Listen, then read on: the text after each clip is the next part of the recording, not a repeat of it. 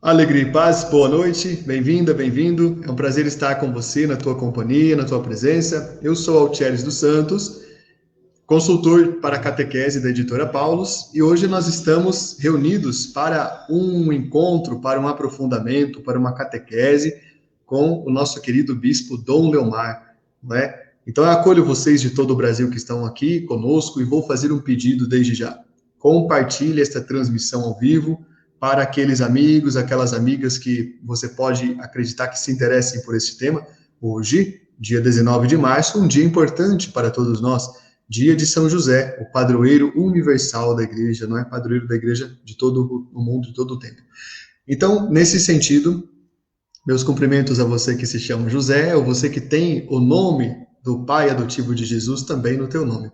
É um prazer com vocês aqui, muitos de nós aqui, não é? Meus cumprimentos, né? Cumprimentando aqui a Elida, a Marta, Sandro, Felipe, e na pessoa deles, cumprimento a todos vocês que estão conosco, nos acompanhando em todos os estados do Brasil e também em alguns outros países que estão junto conosco aqui. Que alegria!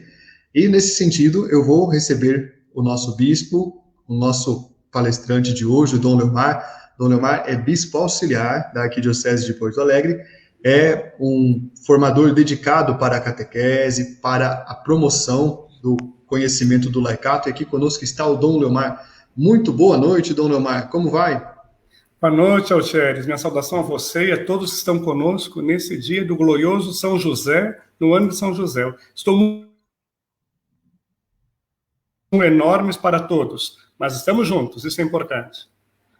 Que bom, Dom Leomar, seja muito bem-vindo. Eu quero lembrar que esta transmissão, este evento que está acontecendo agora, é uma iniciativa louvável da Arquidiocese de Porto Alegre e também do Regional Sul 3 da CNBB, que compõe as dioceses e arquidioceses do Rio Grande do Sul, e é uma riqueza oferecida para todo o Brasil, com a parceria por meio da Paulus. Então, que bom, quanta generosidade.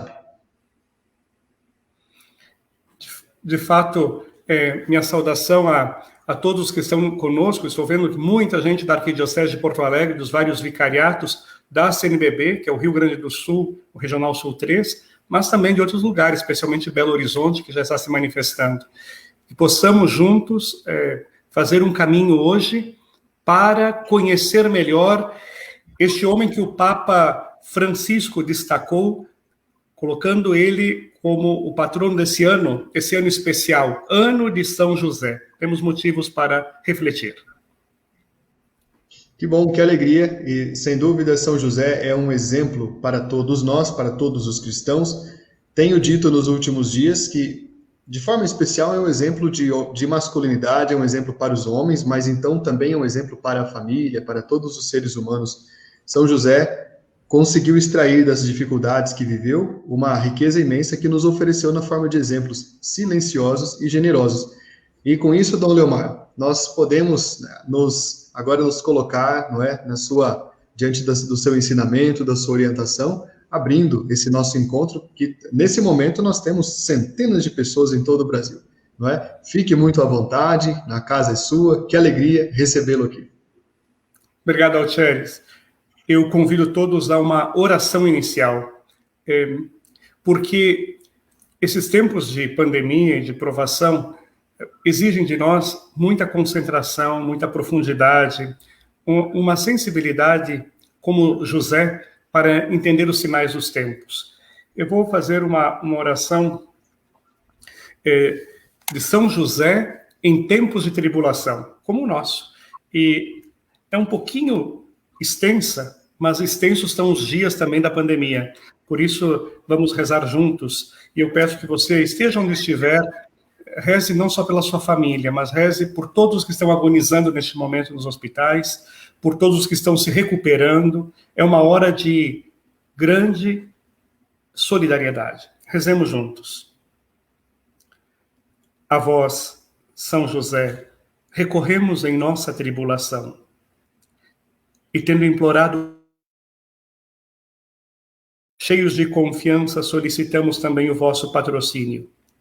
Por esse laço sagrado de caridade que vos uniu à Virgem Imaculada, Mãe de Deus, e pelo amor paternal que tivestes ao menino Jesus, ardentemente vos suplicamos que lanceis um olhar favorável sobre a herança que Jesus Cristo conquistou com seu sangue, e nos socorrais em nossas necessidades com o vosso auxílio e poder. Protegei, ó guarda providente da divina família, o povo eleito de Jesus Cristo.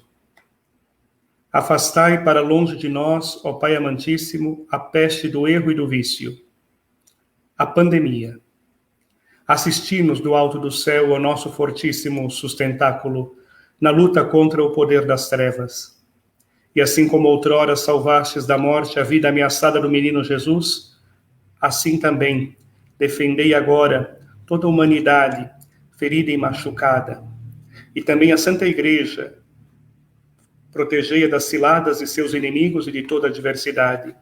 Amparai, São José, a cada um de nós, com vosso constante patrocínio, a fim de que, a vosso exemplo e sustentados com vosso auxílio, possamos viver virtuosamente, morrer piedosamente e obter no céu a eterna bem-aventurança. Amém. São José, rogai por nós. Ela está um pouco adaptada, do Papa Leão XIII, um grande Papa muito preocupado com o mundo do trabalho e um Papa também que nos deixou uma herança da doutrina social da Igreja e devoto de São José. Olha, para conversarmos sobre São José, especialmente sobre a Patris Cordis, que é essa carta que o Papa, carta apostólica, que o Papa Francisco nos deu como um grande presente para celebrar o ano de São José, eu vou colocar alguns slides, mas antes só queria recordar a todos que nesta carta, que também tem de formato eletrônico, mas está publicado tanto pelas edições CNBB com edição com a Paulus, aqui está, além da carta, um decreto no final sobre as indulgências próprias deste tempo. Aproximar-se de José também, crescer espiritualmente em vários sentidos, para sermos pessoas como José, mais justas, mais humanas, mais solidárias, mais cuidadoras. Vamos então vamos fazer da seguinte forma. Eu apresento algumas ideias que eu preparei a partir de alguns slides, e sempre a imagem nos ajuda, e depois fazemos um diálogo com o Altieres, e se você tiver alguma questão pessoal, alguma dúvida que possamos conversar sobre este tema, pode colocar. Depois o Altieres vai monitorando e nós vamos conversar. Vamos então aos nossos slides para vermos fazermos essa reflexão. Vamos lá? Eu devo compartilhar aqui, talvez? O senhor pode colocar na sua tela, Dom Leomar, no seu computador, e vai aparecer aqui, para todos nós, não é? Isso. Okay. Aqui, vamos lá. Isso. Ok. Agora o senhor pode aplicar o F5, não é? Isso, eu estou aqui. Isso, perfeito. Apareceu okay. A imagem aqui. Então, pronto. Então tá bom. Patris Corde, com coração de pai. Patris Corde significa um coração de pai. Assim, José amou Jesus. Assim começa o que o Papa Francisco escreveu para nos dar de presente esse grande texto importante. Patris Corde, essa carta apostólica, justamente celebra 150 anos da declaração de São José como padroeiro universal da Igreja. Foi Pio IX, em 8 de dezembro de 1870, que fez essa declaração. E o Papa Francisco, a partir de 8 de dezembro de 2020 até 8 de dezembro de 2021, nos dá este ano de São José. Aprofundarmos também mais o sentido da família. Hoje também começa, de alguma forma, o ano da família, porque 5 anos já de Amoris Laetitia, a carta, o texto que o Papa nos ofereceu, o Papa Francisco, para refletir sobre a família. Pois bem, não esqueça também de dar uma olhada depois nas indulgências especiais para este ano, considerando também um ano de pandemia. Por isso o Papa facilitou a forma de adquirir a indulgência, mas não deixou de deixar bem claro as exigências, como sempre, para adquirir as indulgências plenárias. Bom, começo com esta imagem.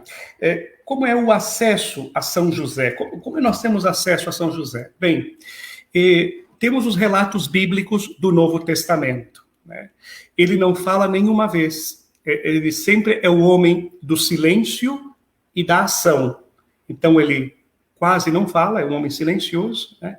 E o que nós sabemos dele está muito ligado aos méritos de ser esposo de Maria, pai de Jesus, pai legítimo de Jesus, e ele é o chefe da família, segundo a tradição judaica na qual ele está inserido. Olha, o que vamos tratar nessa live é exatamente como faz o Papa Francisco na Patris Corde, dos aspectos bíblicos. O que a fé cristã conhece sobre São José canonicamente. Existe uma outra forma de acessar São José, que são os evangelhos apócrifos. São aqueles que não são considerados da revelação, não são canônicos, não entraram, por exemplo, em nossas liturgias, mas que deram alguns elementos que depois eu comento no final, como, por exemplo, o lírio de São José, alguns aspectos mais interessantes, mas não necessariamente reconhecidos pela Igreja como em primeiro lugar. Mas vale a pena nós darmos uma olhada. Veja o que nós temos aí sobre São José mesmo. Que ele foi um carpinteiro, mas depois veremos o que significava ser carpinteiro em Nazaré, há 2000 anos atrás. Ele sempre é reconhecido como esposo de Maria. Depois vamos ver como é que é o matrimônio e o noivado naquele contexto. Dele se diz que é um homem justo. Também veremos o conceito de justiça. O que é ser justo, segundo São José e segundo o texto bíblico? Ele foi protagonista de 4, e acima de tudo, destinatário de 4 sonhos. Ele dorme, e quando ele dorme, Deus fala com ele, e ele acolhe, às vezes mudando a opinião dele, acolhe o sonho como uma forma de Deus se comunicar com ele. É muito interessante a forma como Deus se revela a São José por meio dos sonhos. Era um interpretador de sonhos, né? E ali ele encontrava também sinais para entender a realidade. Ele teve o grande mérito de ver o Cristo nascer. Ele viu Jesus nascer. Ele estava na visita dos pastores, provavelmente o texto de Mateus não diz, mas na visita dos magos. Ele deu o nome para Jesus, conforme o anjo lhe revelou, diz, darás o nome de Jesus, né? Foi com Maria apresentar o menino no templo, e para defender Jesus de Herodes, ele foi para o Egito. Depois ele, avisado em sonho, ele volta com a família para Nazaré. Depois nós conhecemos aquela famosa situação em que Maria e José não encontram Jesus na caravana de volta para Nazaré, depois de passarem as festas no Templo de Jerusalém. E aí ele volta e ele reencontra Jesus no templo entre os doutores. E Jesus, na sua vida pública, é sempre reconhecido como o filho de José, o filho do carpinteiro.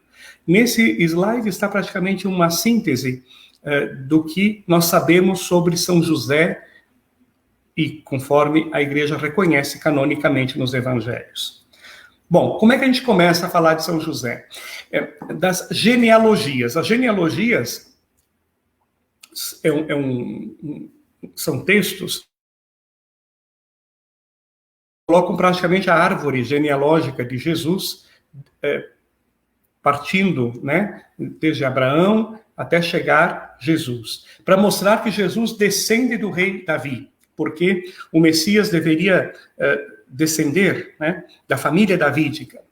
Então, tem alguns detalhes interessantes para nós observarmos das genealogias. Por exemplo, observamos que Mateus não afirma que José gerou Jesus, mas que Jacó gerou José, o esposo de Maria, da qual nasceu Jesus. Porque vai dizendo um por um, né? Quem gera quem? Sempre homens. Mas quando chega Jesus, diz que Jacó gera José, que é o esposo de Maria, da qual nasce Jesus. Nesse sentido, Jesus é filho, sim, de José, né? Mas, biologicamente, Jesus é filho somente de Maria.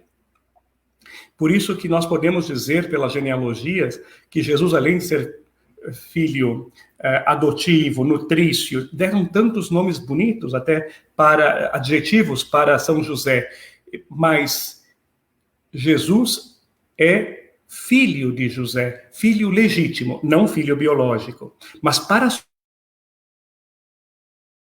reconhecer que José é o pai de Jesus. Vamos ver depois como isso aparece melhor nos outros textos, né?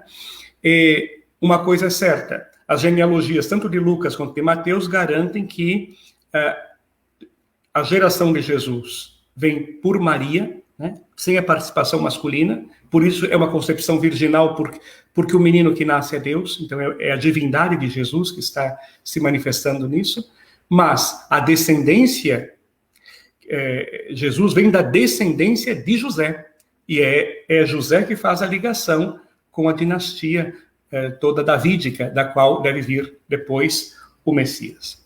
Mas tem uma pequena curiosidade, né, porque quando nós olhamos a genealogia, tem uma dúvida um pouco, ou pelo menos uma aparente contradição, porque Mateus diz que Jacó foi pai de José. Já Lucas vai dizer que José era filho de Eli. Então, quem foi o pai de São José? Foi Jacó ou foi Eli? Para resolver essa situação, é preciso recorrer a uma lei fundamentada no levirato. Isto é, existem leis próprias na cultura judaica que diz o seguinte, que a esposa, quando uma esposa ficava viúva, ela deveria casar com a memória de seu marido se o mesmo morresse sem deixar filhos. Se diz que foi o caso de São José.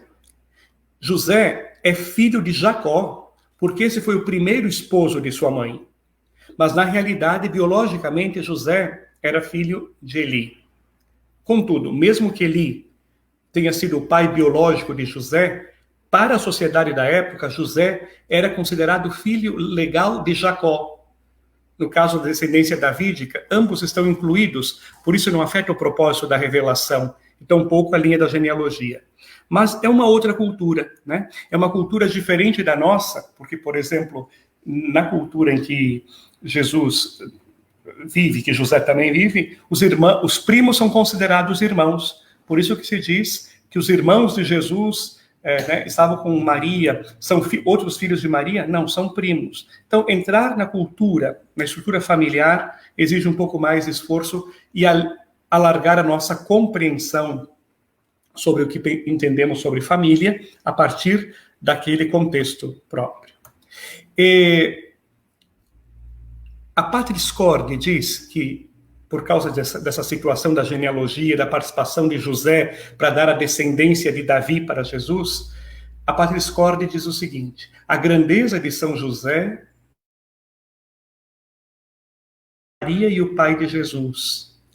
E aí cita São João Crisóstomo, um pai da igreja, que diz que José colocou-se inteiramente ao serviço do plano salvífico. José entra no plano da salvação para garantir essa descendência. Para os judeus, é fundamental que o Messias venha da descendência de Davi. E José garante isso para Jesus. Enquanto descendente de Davi, diz a Patris Corde, de cuja raiz deveria nascer Jesus, segundo a promessa feita ao rei pelo profeta Natã, e como esposo de Maria de Nazaré, São José constitui a dobradiça que une Antigo e Novo Testamento. Toda esperança messiânica do Antigo Testamento é realizada em Jesus, o filho de Maria, mas é José que está com um pé no Antigo e um pé no Novo, e ele faz essa possibilidade de que as duas alianças se encontrem, a Antiga e a Nova Aliança, através do filho de Maria, que é Jesus. É muito interessante, isso nos ajuda também a compreender. Bom, agora vamos ver uma afirmação muito importante, para nós conhecermos um pouco a cultura, quem foi São José. Se diz que ele foi esposo de Maria. O texto de Lucas diz que o anjo Gabriel foi a uma virgem prometida em casamento a um homem chamado José, que era descendente de Davi. Olha como acentua. Prometida em casamento a José. Isso significa que Maria não mora com José, mas ainda está com os seus familiares na hora da anunciação do anjo. Porque nós sabemos também que depois do impasse que vai ter entre os dois por causa da gravidez de Maria, o próprio Evangelho diz que o anjo convidará José a receber Maria em sua casa. Então, por que é esposo de Maria, mas Maria ainda não vive com José? Porque o matrimônio, naquela cultura, é um pouco diferente do nosso. Se bem que nós temos também, se bem que hoje nós já conhecemos isso, o noivado. Conforme os costumes da época de Maria e José, o casamento se realizava em 2 momentos. Né? O noivado, na Galileia, mais ou menos, durava 1 ano, mas estar prometido em casamento já era matrimônio. Né? Esse compromisso de fidelidade entre os noivos não era para experimentar se vai dar certo, já em termos jurídicos equivalia ao matrimônio. E, portanto, quando José, ao saber que Maria está grávida, né, e ele não sabe, e quando ele tinha o direito de repudiá-la, porque poderia culpá-la de adultério, porque ela ficou grávida antes dos dois morarem juntos. O matrimônio celebrado em 2 etapas, entre a primeira e a segunda etapa, ela fica grávida. E o texto bíblico de Mateus diz que por ser justo, ele tenta abandoná-la em segredo, pois percebe que num eventual divórcio privado, na presença apenas de algumas testemunhas, poderia lançar sobre Maria a suspeita popular de adultério. E isso seria muito arriscado, até para a sobrevivência de Maria naquela época. Então nós vamos ver depois o que significa José acolher Maria em sua casa. Eles são noivos. E o que é o noivado, né? A Sagrada Escritura é explícita em propor declaradamente José como esposo de Maria e Maria como esposa de José. O fato de Maria ter um noivo foi importante na cultura judaica, para poder ser a mãe do Salvador. Maria deveria estar legalmente casada para ser acolhida sem repreensão por seu povo. A questão do matrimônio entre José e Maria estava tão certa e que estava fora da discussão dos olhos de todos. José era considerado, depois que Jesus nasceu, o pai de Jesus. E Jesus legítimo de José. Dá para dizer, depois aparece num slide, que José salvou a Sagrada Família aceitando e acolhendo a vontade de Deus. Porque Maria precisava também dessa participação de José para a formação da família naquele contexto. Para preservar Maria e o Verbo que se fez carne de qualquer calúnia, era necessário construir toda a nossa reflexão em torno do matrimônio. O matrimônio entre José e Maria. Então, graças a esta aceitação de José, por ser justo, ele salvou Maria de qualquer desconfiança. Então, aí está a grandeza também de São José. Pois então, diz que ele José, seu marido, era justo. Né? E esse é o conceito importantíssimo na Bíblia. Porque no Antigo Testamento, o termo que mais define Deus, o Deus único e verdadeiro, é o justo. Mas o que é justiça em Deus? Para nós, geralmente, justiça é dar ao outro o que ele merece. Né? A pessoa merece ser punida, ela merece, é justo abandoná-la, nesse caso como de Maria, é justo puni-la. Mas José tem critérios de justiça. Justiça não é só dar ao outro o que ele merece, mas o que ele precisa. Maria, nessa hora, precisava de José. O senso de justiça de José é reflexo da justiça divina. Por isso eu coloquei essa imagem, que é São José tentando compreender o que está acontecendo. Isso é uma pintura de Giotto, lá no Scrovegni, em Pádua. Quem vai a Pádua e vai à Capela dos Scrovegni percebe uns afrescos muito bonitos, muito importantes, e uma delas é, depois do nascimento do menino Jesus, José está pensativo, tentando compreender o que será este menino, o que será deste menino. O receio de José é muito complexo antes do menino nascer e antes de aceitar Maria em sua casa, né? Mas como eu falei antes, José é o garante dessa família, né? Porque ele é o elo, José, entre a exigência social de incluir o filho no seio cultural hebreu naquele contexto, sem omitir o plano de Deus. Então, ele aceita assumir a paternidade desse menino, para que a sociedade entenda que esse menino tem um pai, e não vão questionar quem será o pai dele, né? Mas ele assombra, sem alarde, ele, na verdade, o Pai do céu. Eu não sei se consigo expressar suficientemente aqui uma grandeza enorme de São José. São José é muito maior do que nós imaginamos, porque no silêncio, no trabalho, na paternidade, esse homem vai assumindo o que Deus quer dele para o bem de todos, não só para ele. Ele tem um coração alargado, São José, né? Maria sozinha não seria capaz de responder às exigências de seu povo, porque aquilo que era exigido do filho não dependia apenas de sua mãe, mas de modo especial de seu pai, como ter uma profissão, por exemplo, como ser acolhido, né?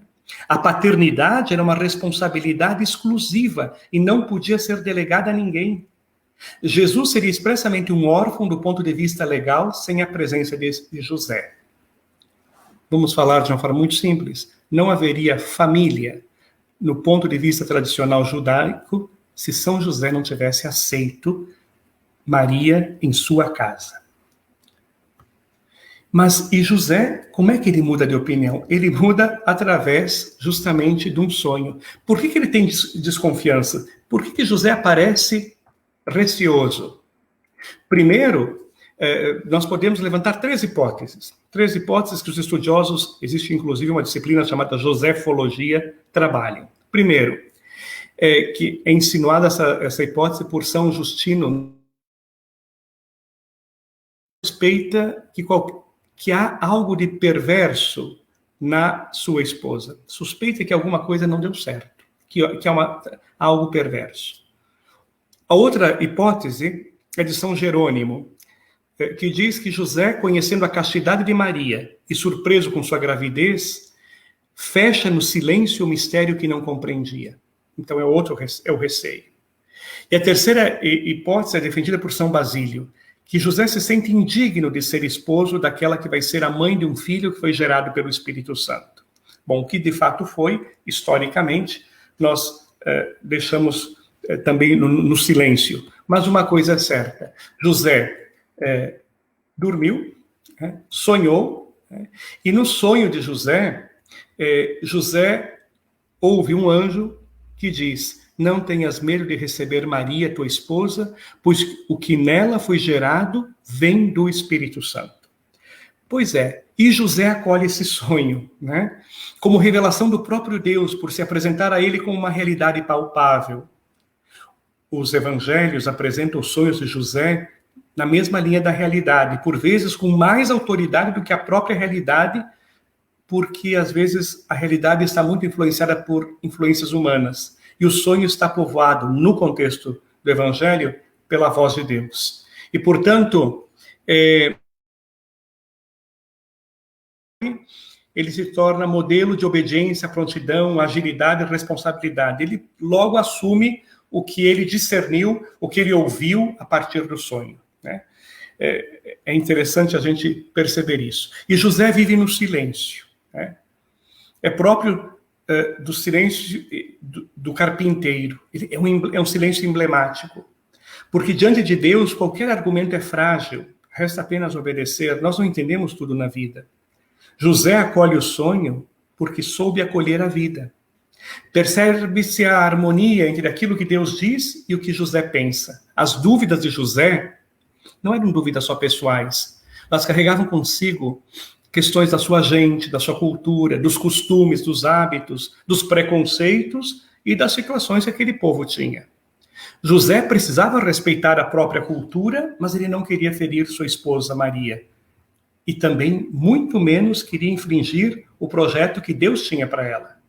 No sonho, José se dá conta que os planos de Deus para sua esposa eram planos para ele também.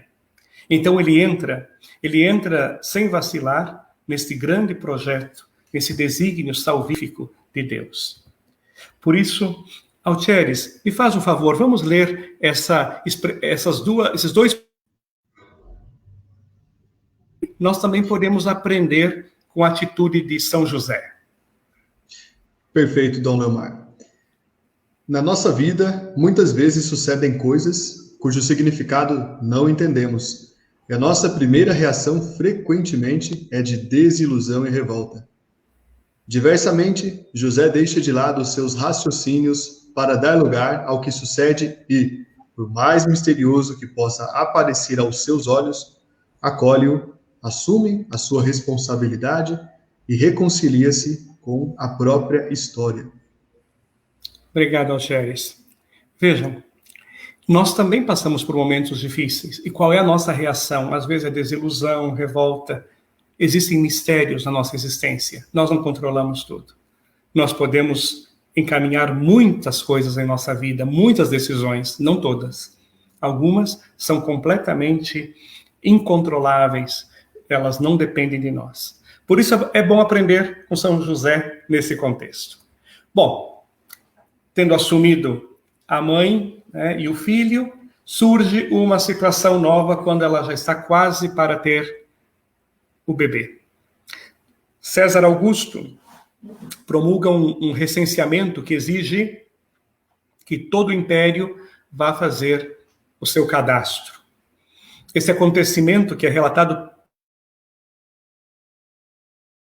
levou José e Maria até Belém. Eles saem de Nazaré, no norte, e vão até Belém, no sul, bem próximo de Jerusalém.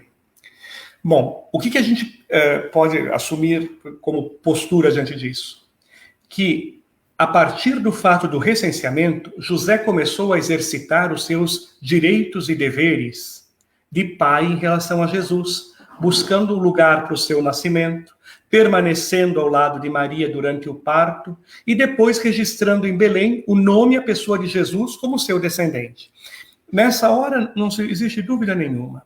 Ele assume a paternidade total de Jesus. José é o pai legítimo de Jesus. Por isso que ele tem a alegria, né, de estar junto na hora que o Messias nasce, na hora que o Cristo vem a este mundo. José está lá, né?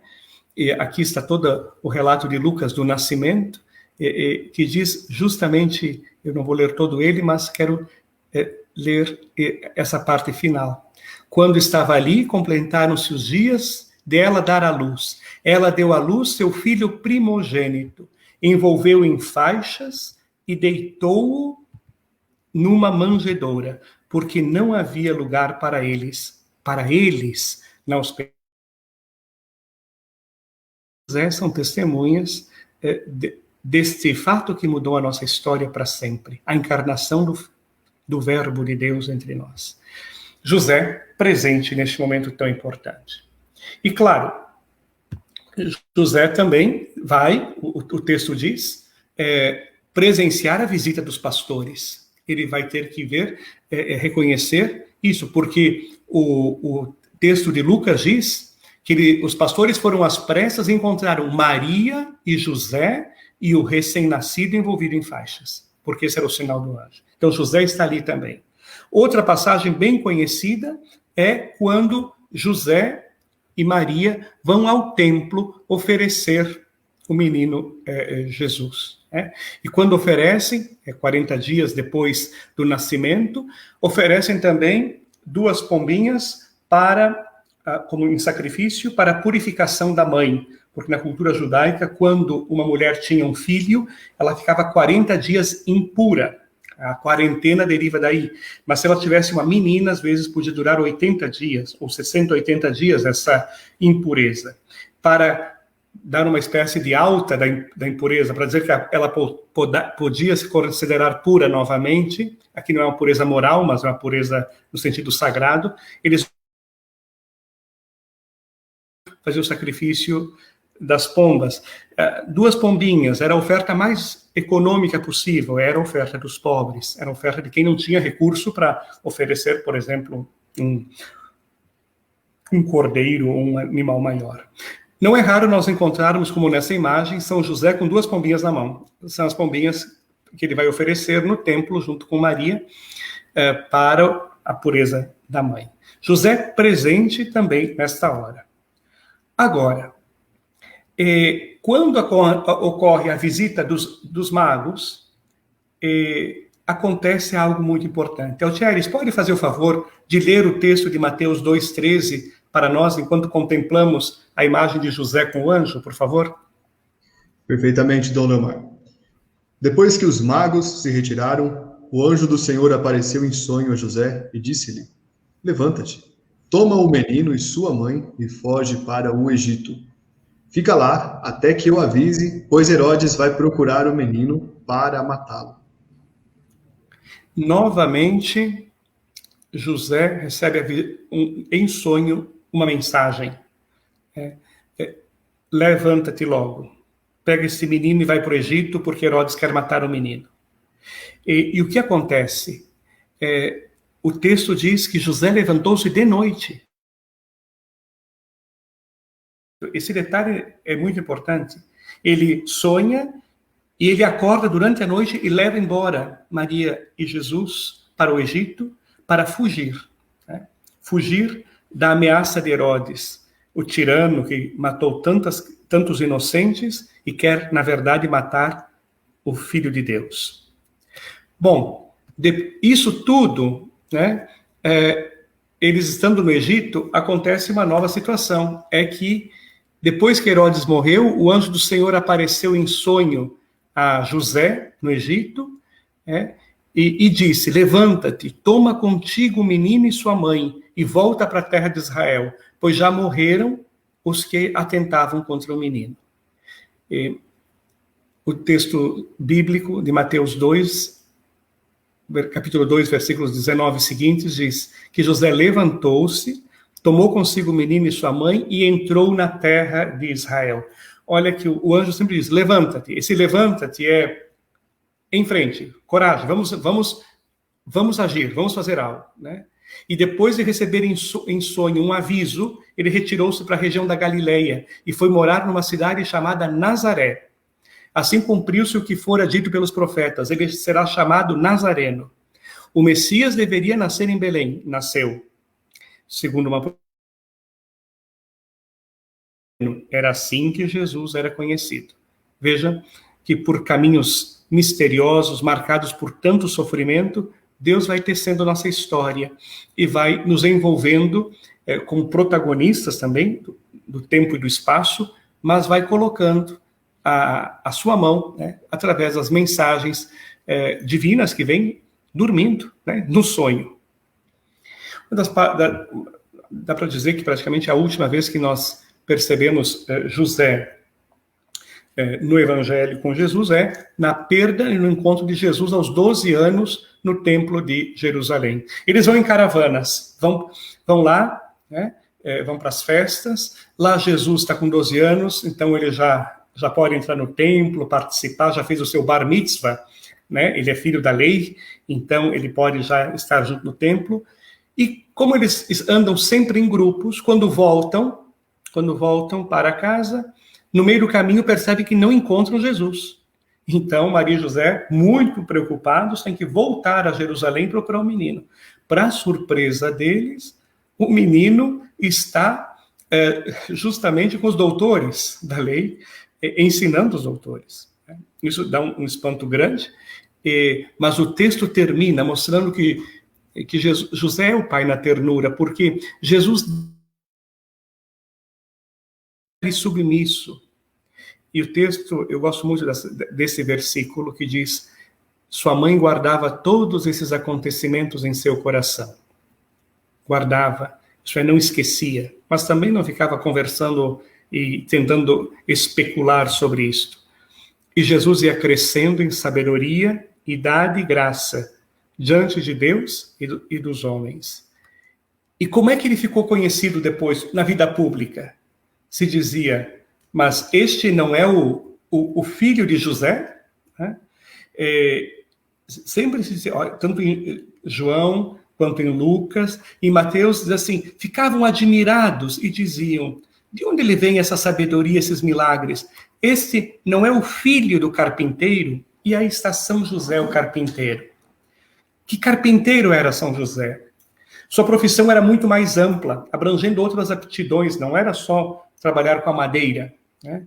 Pelas humildes referências que temos da cidade de Nazaré, conclui-se que ela não oferecia possibilidades de mão de obra especializada. José não foi carpinteiro em Jerusalém, ou em Tiberíades, ou em Jericó, ou em Cafarnaum, onde viviam a aristocracia e pessoas que poderiam ter executado com maior satisfação trabalhos mais refinados e móveis de luxo. Ao contrário, ele era carpinteiro num lugarejo com casas pobres. Assim teve que se adaptar, né? Com objetos rústicos, com técnica arcaica. Ele era um trabalhador, né? Trabalhava a madeira, a pedra, mas e ali, na oficina de São José, Jesus tornou-se também ele um carpinteiro. A Patris Corde, a carta do Papa, mostra a beleza do trabalho recordando São José. Altieres, vamos ler? Vamos ler, Dom Leomar. A pessoa que trabalha, seja qual for a sua tarefa, colabora com o próprio Deus. Torna-se, em certa medida, criadora do mundo que a rodeia. O trabalho de São José lembra-nos que o próprio Deus, feito homem, não desdenhou o trabalho. É isso. Deus, quando se faz carne, o verbo encarnado, Jesus, ele aprende na oficina de Nazaré a trabalhar com São José, com seu pai. Aprende o ofício de carpinteiro. Que bonito isso. O pai, que é o braço forte, né? Se Maria é o colo que abraça, José é o braço que sustenta. E sustenta também a mesa, o pão de cada dia, e ensina a José essa responsabilidade. E o valor do trabalho passa justamente por este caminho que São José percorreu com Jesus. Sobre a idade de São José. Vejam que algumas vezes nós temos, se você observa essa cena, essa imagem, né? Um homem mais jovem, como pai de Jesus, e aqui quase um avô de Jesus. Né? Que idade tinha São José? Bom, nós não sabemos. Né? Mas eu quero me referir a essa possibilidade que nós temos de muitas vezes, durante muito tempo, se representou José quase como um avô de Jesus. Né? Bom, quem é que criou essa hipótese? Foram os evangelhos apócrifos, especialmente o pseudo-evangelho, ou o proto-evangelho de Tiago. Né? Não foi reconhecido pela igreja, como eu dizia, como evangelho canônico, mas não é que os evangelhos apócrifos não devam ser lidos e até considerados e pesados no seu devido valor. Mas eles apresentavam José idoso ao lado de Maria, para não comprometer a concepção virginal. Então, na arte, na escultura e também no teatro religioso, as imagens de José são sempre com traços de um idoso. Elas foram exploradas um pouco demais. Mesmo para a cultura da época, não era comum o casamento de uma jovem com um velho, com um idoso. Não era muito adequado. Então, é meio estranho historicamente falando. Por que a gente, às vezes, tem dificuldade? Então, alguns achavam, por exemplo, no próprio evangelho de Tiago, diz que José era um viúvo, que tinha filhos, tinha outros filhos, os filhos de São José, e que talvez Judas Tadeu pudesse ser irmão de Jesus, porque teria sido filho de São José. Isso não é muito provável, né? É uma hipótese, né? Porque a ideia de que São José fosse um viúvo, idoso, ela foi colocada justamente para dar a ideia de que um homem jovem não poderia ser casto. Como que não poderia ser casto? Maria é casta, o homem também casto. Tanto é que São Jerônimo, que traduziu a Bíblia dos originais para o latim, ele diz que ele não consegue admitir que José não seja um jovem, um homem que pudesse ajudar Maria em tudo. E também São Tomás de Aquino rejeitava que São José fosse um homem idoso. Outros santos também, recordo aqui, São José Maria Escrivá, também tem um escrito sobre isso, dizendo que não consegue imaginar São José bem mais velho que Maria. Mas por quê, né? É importante entender quem escreveu e colocou essa imagem, por que o fez. As razões para negar uma idade avançada a José como esposo pode estar no fato de que um homem muito velho seria incapaz de gerar filhos e também teria dificuldades para defender Maria de eventuais calúnias de um filho adulterino, porque Maria casada com um idoso, como é que ele poderia ter filhos, né? Depois, além disso, não poderia desenvolver suas funções de pai nas diversas circunstâncias, como a viagem de Nazaré a Belém, depois ao Egito, o retorno para Nazaré. Precisamos falar de viagens longas, com dificuldades. Então, o homem mais jovem. Acrescenta-se ainda que ele poderia ter dificuldades de prover as necessidades fundamentais para Jesus e Maria devido às forças físicas mais abaladas. Portanto, não é de desdenhar a representação artística que é feita com tanta piedade e devoção a São José, mas certamente, historicamente, São José é mais provável que tenha sido um rapaz que, junto com Maria, tinham planos de fazer um casamento, uma família, e entra Deus e convida os dois, Maria e José, para serem protagonistas de uma família que é sagrada, porque os dois estão juntos. E tem algo muito interessante, né? A castidade dos dois. Eu recordo muito bem um texto do Frei Clodovis Boff, que também tem textos de Mariologia, e ele diz que por que Maria e José são castos? Não é normal um casal ser casto. Casal casto, sim, mas de não ter uma intimidade maior. Acontece, diz, que entre José e Maria está Jesus. E Jesus é tão importante para eles dois, realiza tão plenamente os dois, que nada pode ser anteposto a Cristo. E, portanto, Maria e José encontram os seus olhares em Jesus, que, na verdade, não é só um bebê. Deus entre eles. E eles, misteriosamente, sem compreender tudo, eles acolhem isto. E a Patris Corde diz algo belíssimo sobre a castidade de São José. Nós sempre dizemos, José, castíssimo esposo, o castíssimo esposo de Maria. E o Papa Francisco diz que esse castíssimo, eu vou ler o que está aqui, não se trata de uma indicação meramente afetiva, mas é a síntese de uma atitude que exprime o contrário da posse. A castidade é a liberdade da posse em todos os campos da vida. Um amor só é verdadeiro quando é amor casto. O amor que quer possuir acaba sempre por se tornar perigoso. Prende, sufoca, torna infeliz. O próprio Deus amou o homem com amor casto, deixando-o livre, inclusive para errar e opor-se a ele. Então, essa castidade no sentido de liberdade para amar e abertura, uma abertura de generosidade, de entrega, como é próprio desse homem. Caríssimos, aqui eu fiz uma síntese muito breve sobre São José, e nós podemos conversar muito agora, e no final do nosso encontro eu volto com esta tela para nós rezarmos a oração que o Papa Francisco coloca ao final da Patris Cordis. Altieres, eu interrompo aqui a conversar e dialogar com você. Que brilhante explanação, Dom Leomar, muito ampla, com vários aspectos que, eu confesso, foi uma aula que eu não conhecia vários desses aspectos. Há muitas mensagens de pessoas de todo o Brasil, não é? Algumas perguntas eu já vi que já passaram por aqui, eu me lembro de algumas, não é? E nesse momento a gente tem aumentado, inclusive, aqui o alcance dessa transmissão. Muito bom. Dom Leomar, se o senhor concorda, a gente poderia partir para, talvez, dialogar sobre algumas questões que as pessoas colocam? Claro. Claro, com prazer. Perfeito. Que bom. Então eu peço a todos vocês que estão nos acompanhando, aproveitem esta aula magistral que nós tivemos sobre São José, conhecendo aspectos importantes da vida dele, aspectos das Escrituras. Faça aqui a sua colocação, a sua dúvida. Entre uma pergunta que passou, mas eu não consigo localizar, pois são centenas de pessoas, Dom Leomar, milhares de falas, não é? Uma das perguntas era sobre os 4 sonhos de São José, não é?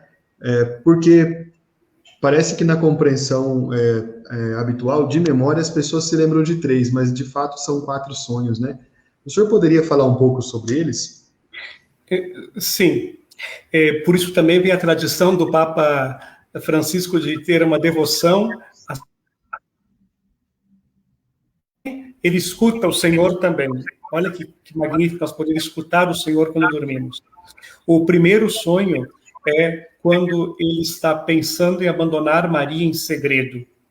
E aí o anjo diz para ele, não tenhas medo de acolher Maria em tua casa. O que está gerado em Maria vem do Espírito Santo. O segundo sonho é quando diz para ele, pega a mãe e o menino e vai para o Egito, porque Herodes quer matar o menino. E ele levanta de noite e vai.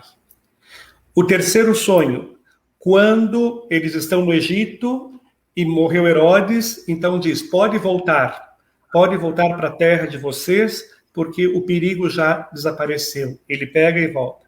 O quarto sonho diz assim, não fiquem em Jerusalém e nem na região, voltem, vão para Nazaré.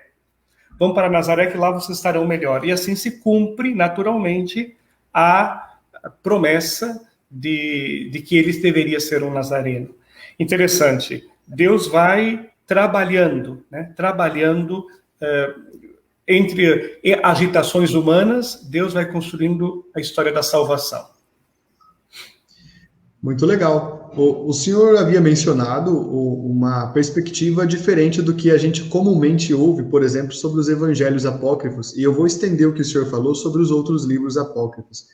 A gente sabe que, de fato, a igreja, não no processo histórico, né, e teológico de compilar a Sagrada Escritura, deixou de fora um ou outro livro, enfim.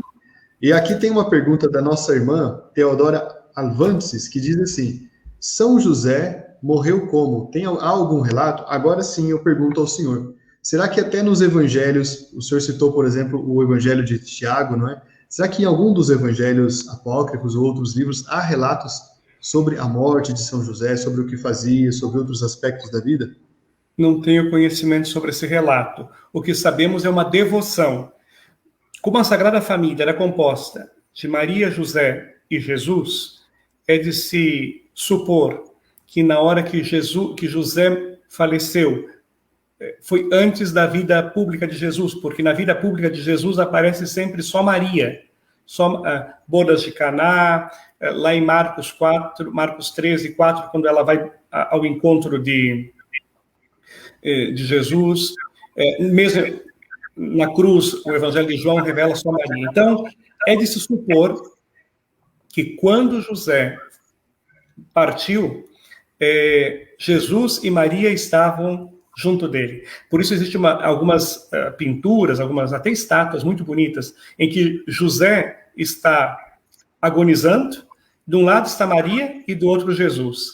Vamos falar sério, nós que cremos, não tem nada melhor do que isso, né? Você, nesta terra, poder morrer com Maria e Jesus junto. Por isso que ele é considerado o padroeiro da boa morte. Ele conseguiu ter a melhor companhia possível. Quem vai fazer teve a bela experiência de ter Maria e Jesus. É por isso que, sem saber detalhes históricos, muita coisa não foi registrada, naturalmente, mas é disso que vem de um desdobramento da nossa devoção, da tradição, que façam que Maria e Jesus estejam juntos com ele. Isso é muito legal, Dom Leomar. Eu não sabia da origem de porque tínhamos essa devoção de São José como padroeiro da boa morte. Muito interessante. E aqui, Dom José, uma pergunta dentro da iconografia, da forma como a igreja representa São José ao longo dos séculos, né? O senhor nos explicou muito bem a questão da idade. Eu confesso que nunca tinha percebido, nunca tinha pensado nisso. E a Mônica coloca uma pergunta também nesse sentido da representação de São José. Ela pergunta, Dom Leomar, de onde vêm os lírios atribuídos a São José? Um abraço para a Mônica, que é da Catequese Inclusiva aqui de Porto Alegre. Muito boa essa pergunta.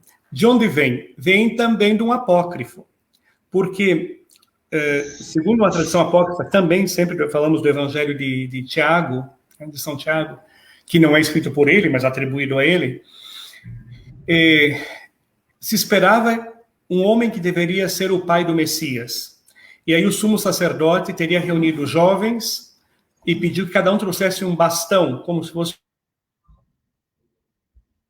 ficar diante do altar para ver qual deles Deus escolheria para ser o pai do Messias. E diz que passou a noite, no outro dia, não deu nada. Aí ele chamou viúvos para ver quem seria o pai do Messias. Então se apresentou José também. Colocaram todos os bastões diante do altar do templo, e o sumo sacerdote constatou que no outro dia, o único bastão que teria florescido, seria o bastão de José de Nazaré. E por isso que quando a gente vê a imagem de São José, geralmente é um bastão que na ponta tem um lírio. O lírio é um símbolo também da pureza, né? Da pureza de José. Mas eu quero lembrar também que no Antigo Testamento há algumas frases que dizem nessa linha: o justo florirá como o cedro do Líbano. O justo florirá. Então, eu, cada vez que vejo o São José com o lírio, eu recordo a pureza, a castidade, mas também a justiça, a beleza da justiça que José traz. Esse é um símbolo. Eu gosto muito desse simbolismo, acho bonito, né? Agora, gostamos também de ver São José com instrumento de trabalho, né? Um José operário, e tem muitas paróquias dedicadas a São José operário. E temos também São José com as pombinhas, né? Oferecendo o sacrifício em favor da purificação de Maria. Muito interessante. Então, o significado profundo que tem um simples objeto na iconografia. Aqui, Dom Leomar, há algumas questões também muito interessantes. Por exemplo, o Gilberto Fraga apresenta uma questão de cunho histórico. Ele pergunta: quando o culto litúrgico a São José entrou na liturgia? É o que ele pergunta. Não sei quando, né? Não é no primeiro século, né? Que nos primeiros séculos é uma tradição mais tardia, mas exatamente quando, a época, eu não sei. Perfeito. O nosso amigo Michael Marion, que é seminarista na Diocese de Santa Maria, pergunta: alguma biografia sobre a vida de São José para indicar? Que livro o senhor indicaria, Dom Leomar? Tantas. Eu tenho aqui São José na Vida de Cristo e da Igreja, do padre Maurício Mescla, que é um jesuíta, muito bom. Para quem está querendo trabalhar devoções de São José, a Paulus lançou agora, nesses dias, São José, acompanhai meus passos. Agora, não deixem de ler a Patris Corde, que tem uma síntese muito interessante sobre São José, né, que é rica, e depois o próprio Papa Francisco faz uma indicação, né, agora sobre a sombra de São José, de um livro muito interessante que ele indica. Eu agora não estou localizando aqui o nome, depois se alguém recorda, me pode pôr no chat aqui. Vamos ver se eu consigo recordar, porque São José, temos muitas boas biografias. José no Mistério da Encarnação, eu acho que você deve ter aí, né?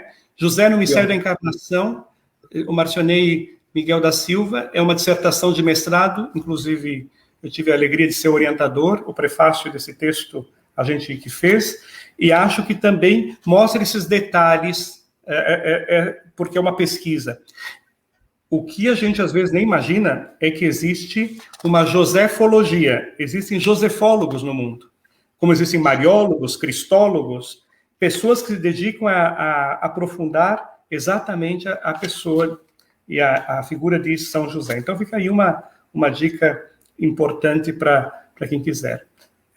Então, o nosso seminarista lá de Santa Maria, com essas dicas, você pode escolher o que você achar mais adequado.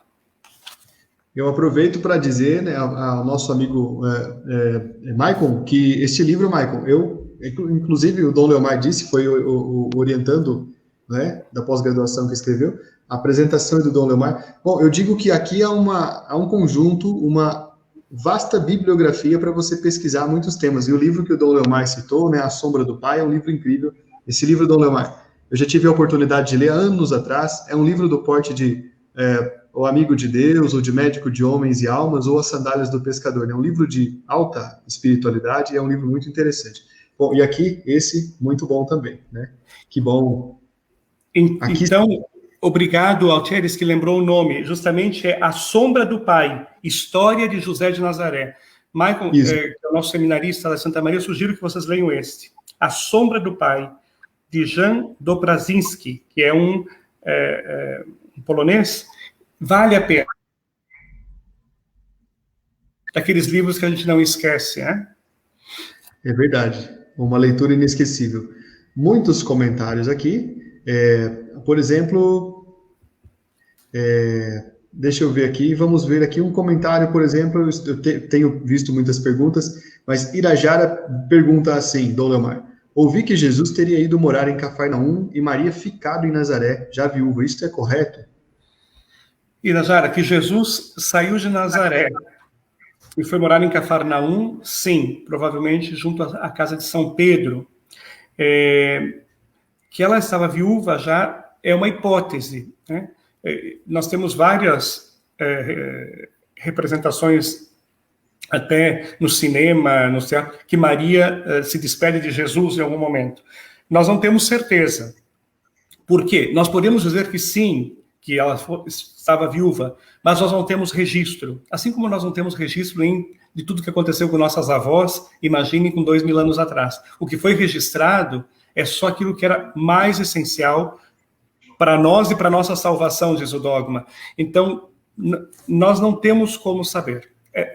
São questões que não adianta. A gente pode levantar hipóteses, isso sim. E a sua hipótese é possível, ela é bastante possível. Mas não dá para nós afirmarmos, porque não temos condição.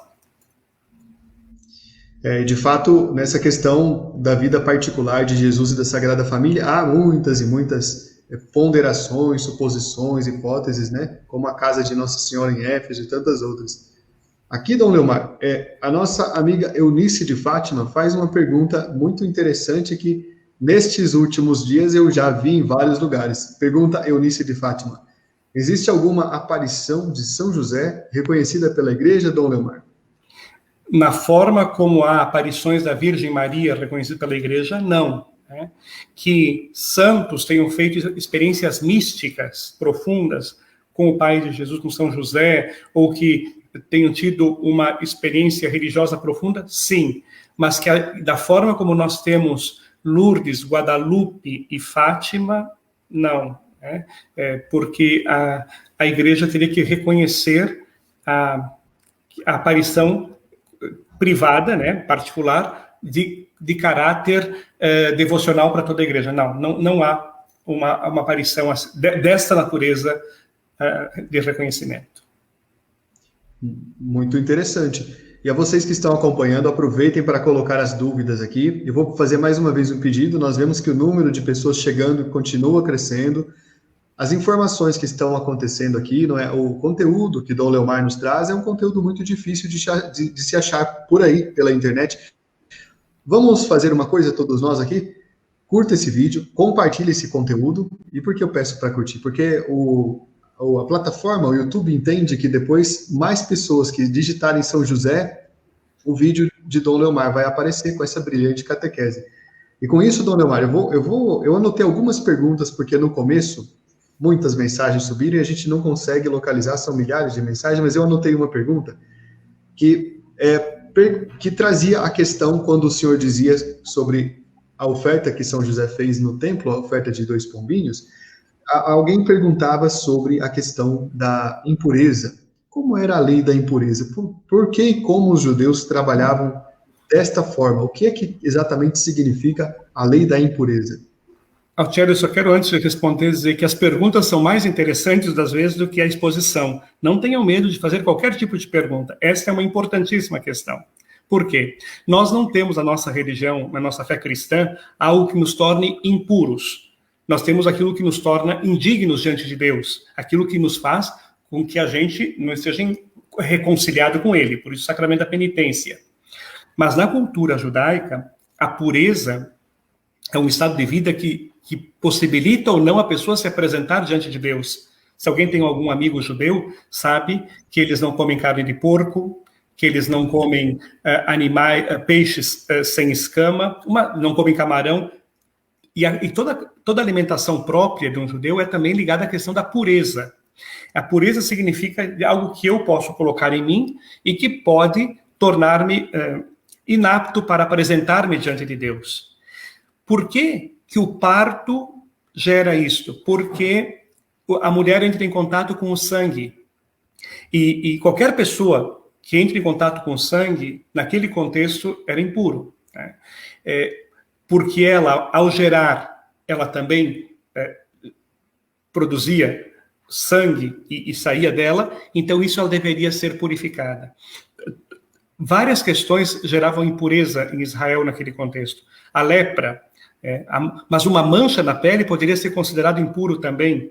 E por isso somente um sacerdote podia dar a liberdade. O que o médico dá hoje de alta para alguém dizer que não... Na época era o sacerdote. Por isso que Jesus cura os leprosos e diz, vão até o sacerdote, que ele vai dar o atestado de pureza, e aí você não vai estar só curado da saúde, você vai poder ser reintegrado na sociedade, na comunidade e no culto religioso. Eu quero dizer que nos 40 dias que a mulher ficava impura, e a Virgem Maria passou por isso, ela não podia entrar na cozinha, ela não podia entrar na sinagoga, e ninguém podia tocar nela.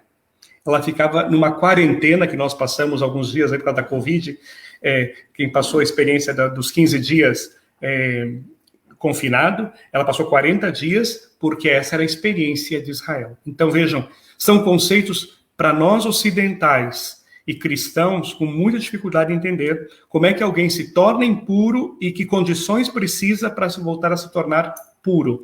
Pureza, eu volto a dizer, não é pureza moral, né? Não é a pessoa ter uma impureza porque ela cometeu um pecado, é porque uma condição na vida dela, uma doença, tornou-a impura. Ou, no caso, ter participado, ter gerado uma criança e ter tido o parto. Esta é uma questão que muitas vezes nas nossas catequeses comuns não aparece com tanta clareza. Então, muito obrigado, Dom Leomar, por responder essa questão. E há uma pergunta que eu consigo ver aqui, muito interessante, que eu acho que essa é a primeira vez que vejo essa pergunta. É a pergunta da nossa amiga Mirtes de Paula, que pergunta: onde se encontra o corpo de São José, Dom Leomar?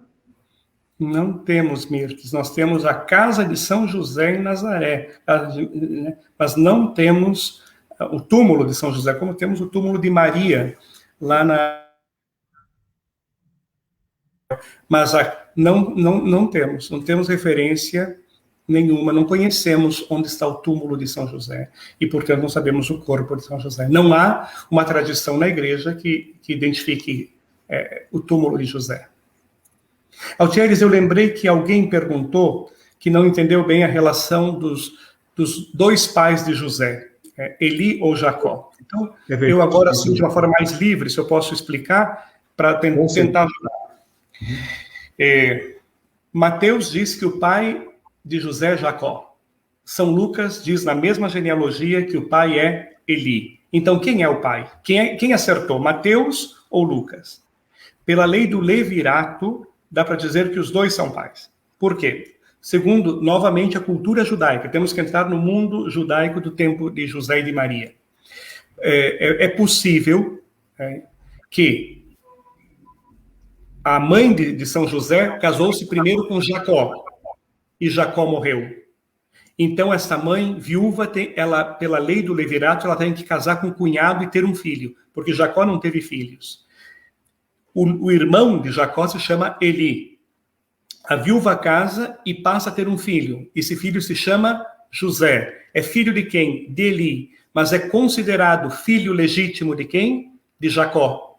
Porque é como se fosse do mesmo sobrenome. Nós aqui trabalhamos por sobrenome. É da mesma descendência. É porque na cultura daquela época se traduz como uma desonra morrer sem filhos herdeiros, sem filhos que herdam o nome. E por isso que, para que Jacó tenha filhos, o cunhado casa com a viúva para dar um filho que, na verdade, é atribuído àquele que morreu. Por isso, Jacó pode ser pai,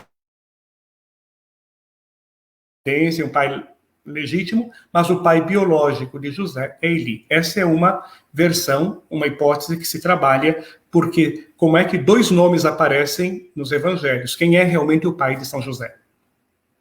Eu sei que é complicado, para a nossa cultura isso é bem diferente, mas nós precisamos também alargar um pouco a nossa compreensão para poder entender, para não ficar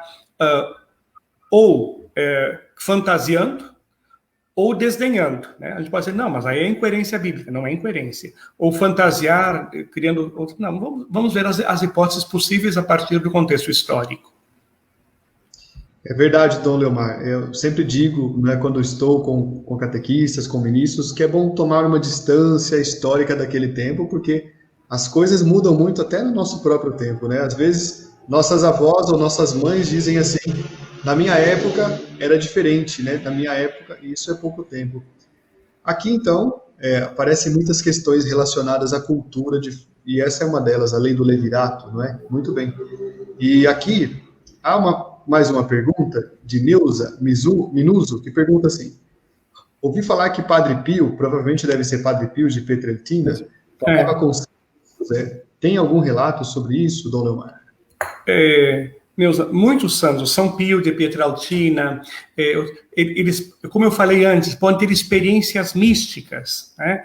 Podem ser que eles se sentiam falando com São José ou tendo uma mensagem de São José. Isso é uma experiência própria, mística, que nós não temos como ter acesso direto. Mas sempre saber, especialmente quando se trata de um santo, de relação de proximidade. Santa Teresa d'Ávila, e Patris Cordis também fala disso, Santa Teresa d'Ávila, no livro da vida, ela diz algo que eu quero partilhar com vocês, e que isso vale muito para mim. Eu usei muito isso aqui hoje, talvez ajude para você, não terminou o dia ainda, dá tempo. Olha o que Santa Teresa diz, e olha que Santa Teresa é uma grande santa, uma mística. Ela diz assim, a todos quisera persuadir que fossem devotos desse glorioso santo, pela experiência que tenho de quantos bens alcança de Deus. De alguns anos para cá, no dia de sua festa, sempre lhe peço algum favor especial e nunca deixei de ser atendida. Então, o dia é hoje. Aproveita esse dia para se aproximar de São José. Eu confesso, vou aqui partilhar uma experiência bem pessoal, sempre estimei São José, mas foi graças ao ano de São José, do Papa Francisco, que eu me aproximei muito mais de São José e reconheço que a gente tem nele uma referência muito importante. Porque ele é este braço protetor. Esse homem, ele não nos deixa órfãos, num tempo em que a figura do pai desapareceu muito, há uma certa orfandade, uma ausência do pai, e a Patris Cordis diz que ninguém nasce pai, torna-se pai. O valor do homem, da masculinidade na nossa fé, do trabalhador, do pai. Aí eu recordo tanto uma experiência que, ultimamente, os católicos têm fortalecido, o terço dos homens. Existe um jeito masculino também de rezar. Existe uma forma masculina de colocar-se diante de Deus. E José pode ser também isso, né? Não é só Maria mais contemplativa e José mais trabalhador. Ambos contemplam, ambos trabalham. Mas a especificidade de São José nessa dimensão bem da paternidade. E por isso o Patris Cordis, o Papa Francisco, chega a dizer que qualquer pessoa que cuida dos outros e começa a se colocar cada vez mais numa tensão de preocupação com o outro, exerce uma paternidade, mesmo que não tenha filhos biológicos. Porque não é só a questão biológica. Olha, São José, se fôssemos ver, segundo essa possibilidade, não teve filhos biológicos, mas foi pai legítimo de Jesus. Eu gosto de usar dessa expressão pai legítimo, até mais do que pai adotivo, sem prescindir do pai adotivo. Porque é pai. Para a sociedade da época, Jesus não teve outro pai aqui na Terra, a não ser José, pai de fato. Essa questão, inclusive, apareceu em algumas perguntas. Como é que Jesus e Maria e José diziam para as pessoas sobre a paternidade do menino, né? Falavam que era José, que era Deus, né? E o Senhor nos responde com essa afirmação. E agora, Dom Leomar, aqui uma pergunta do nosso amigo Vitor Schwank, que pergunta assim: uma coisa que me chama a atenção é a questão de São José não ter fala na Sagrada Escritura. Por que isso? Uhum. É aquilo que eu comentava antes, Vitor, que José é o homem do silêncio que age. Não é o silêncio omisso, não é o silêncio ausente. E depois tem mais uma. E agora eu quero acentuar muito este ponto que, graças à pergunta do Vitor, eu vou acentuar o que eu mais queria acentuar durante toda a reflexão. São José é o homem da escuta mais do que da fala. São José é o homem da escuta. Na Bíblia inteira, a tarefa mais difícil para o ser humano é escutar. Deus nos fez para escutar. Escutar sua voz, acolher a sua palavra. E o fato de José não ter falas não significa que ele não é eloquente em suas ações. O anjo diz, levanta, pega o menino e sua mãe e vai. Ele levanta de madrugada, ele age. Então, escutar. A escuta, tanto é que depois nós teremos no Novo Testamento essa expressão, a fé nasce da escuta. A fé nasce da escuta. Alguém pode rezar muito, falando muito, não ter fé. E alguém pode ser muito silencioso, muito tímido até, mas ter uma escuta atenta, profunda. José não é tímido, mas tem uma fé profunda, uma escuta atenta e uma operosidade, uma agilidade no seu jeito de ser que transformou a vida da Sagrada Família. Ele defendeu a vida da Sagrada Família. Nós devemos muito a São José na história da salvação. Entre muitas perguntas que também aparecem do ponto de vista da vida doméstica, das coisas que aconteceram, o senhor disse muito bem, né? A gente não tem como saber de muito disso, mas aqui talvez uma pergunta de fundo histórico, Dom Leomar. O senhor, me lembro que o senhor até fez um apontamento sobre isso, mas apareceu aqui, acabei não localizando, mas a pergunta fala sobre ser carpinteiro naquela época. Carpinteiro era exatamente uma pessoa pobre? Porque era carpinteiro nas cidades pequenas e simples, mas há algumas pessoas, e agora estou falando de outras coisas que vi por aí, não é? Que dizem, estudiosos que dizem que a função ou a profissão de carpinteiro seria como a de um arquiteto ou engenheiro dos nossos dias, uma equivalência. O que o senhor pode dizer sobre isso, Dom Leomar? Bem, aqui nós temos que ver o que nós entendemos por pobre. Ele sustenta a vida, a família. O que era ser carpinteiro? Já disse que podia ser equiparado a um construtor, a um pedreiro. O que realmente ele fazia, não sabemos. Mas sabemos onde ele vivia. Ele vivia em Nazaré. E Nazaré não era um centro de recursos muito grandes. Então, ele vivia de uma forma modesta. Se sabe, quem já foi a Israel sabe disso, que em Nazaré as casas são cavadas na rocha. São montanhas com rocha mais... uma rocha não muito firme, que era possível cavar e fazer janelas e portas e morar lá dentro, né? Por isso que algumas vezes a gente fala inclusive de que o presépio é numa gruta, né? Mas isso já é Belém, não é Nazaré. Mas é porque as pessoas viviam também nessa forma. Estamos falando de 2000 anos atrás. Então, o que eu poderia dizer? Não dá para imaginar que Nazaré fosse um centro como Tiberíades e nem Cafarnaum, muito menos Jerusalém. Então, são pessoas simples que vivem lá. Vivem do seu trabalho? Sim. Não são miseráveis, não. Mas se eu digo que são pessoas que lutam no dia a dia para pagar os impostos para o Império Romano,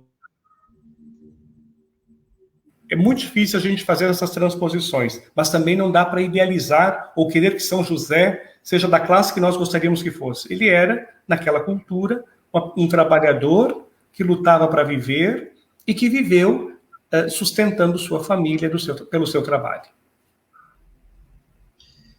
Perfeita colocação, não é? Uma última pergunta, o nosso tempo está, infelizmente, chegando ao fim, não é? Então, a todos vocês que estão aqui, se vocês depois puderem, vou até fazer, eu farei isso, inclusive, revejam esta importante catequese, revejam essa transmissão, vocês podem fazer como eu fiz, eu fui anotando várias coisas aqui, dados que eu não conhecia, não é? E isso pode ajudar a melhorar a nossa compreensão. Aqui há muitos de nós que trabalhamos com a evangelização, em algum momento seremos convidados ou chamados para falar sobre São José.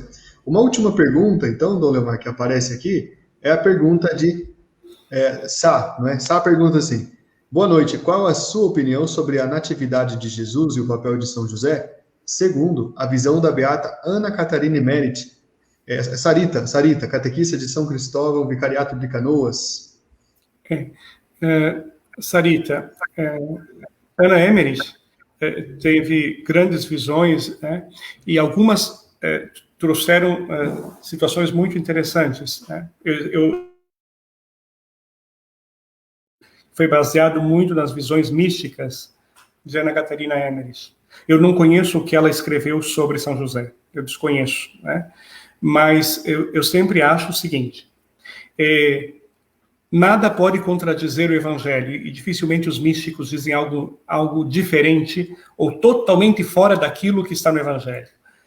Tudo aquilo que você vê de um santo, de uma devoção, ou mesmo de uma piedade popular, né? O nosso povo, por exemplo, que aqui no Brasil, São José de Botas, né? Que alguns diziam que São José de Botas é por causa dos bandeirantes que caminhavam muito aí no Sudeste, né? Mas o São José de Botas é porque, que provavelmente ele nunca usou bota, mas essa imagem de São José de Botas é porque ele caminhou muito, foi de Nazaré para Belém, depois para o Egito. O que eu quero dizer com isso?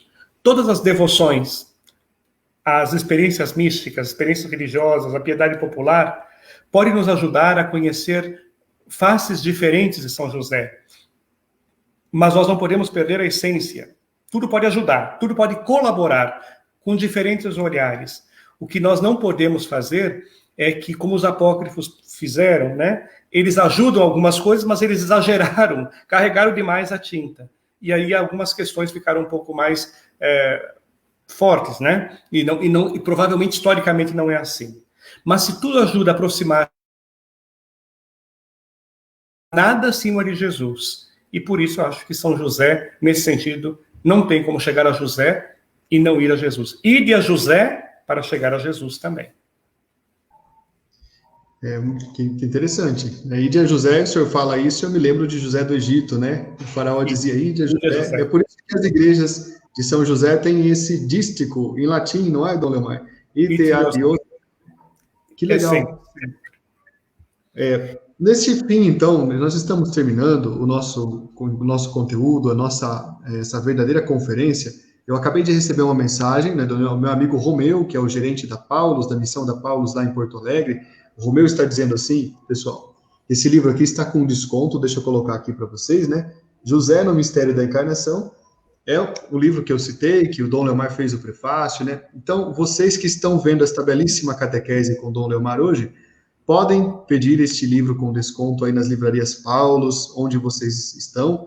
Mas se vocês quiserem pedir aí pela internet, também é possível pedir. Vocês colocam lá o código Live Paulus e aí vocês conseguem ter acesso, né? É de fato um verdadeiro tratado. E quero já agradecer a presença de todos aqui, a vocês que vieram, estão conosco, a vocês que chegaram agora e vão rever, eu vi que vocês escreveram aqui. Não deixe de compartilhar. Então, eu quero passar a palavra mais uma vez para o nosso querido Dom Leomar, para que faça as considerações finais e também faça uma oração para nós nesse dia, que é um dia de bênção, dia de São José, não é, Dom Leomar? É isso. Eu quero agradecer, Altieres, ao Romeu, da Paulus de Porto Alegre, que nos convidou para este momento, ele que idealizou este momento. Agradecer a CNBB do Regional Sul 3 também, pela parceria. Agradecer a você, Altieres, que conduziu tão bem este momento, com tanta simpatia e liberdade, de nós podermos dialogar sobre um tema tão importante como esse. E a você que está nos acompanhando, seja onde for, né? Seja onde for, com as dificuldades que estamos vivendo nestes dias, né? Eu recordo que quando celebramos São José em 2020, o Brasil parou, o mundo parou, e aí nós começamos os primeiros sinais de confinamento. Faz um ano e continuamos com esse desafio. Mas eu quero, nesta hora, rezar, entregando a sua família, a sua vida, nas mãos de Deus por São José, né? Para que a saúde, a paz, a consolação, o silêncio, né? E a profundidade da existência. Eu não sei o que cada um está passando nessa hora na sua vida, não sei.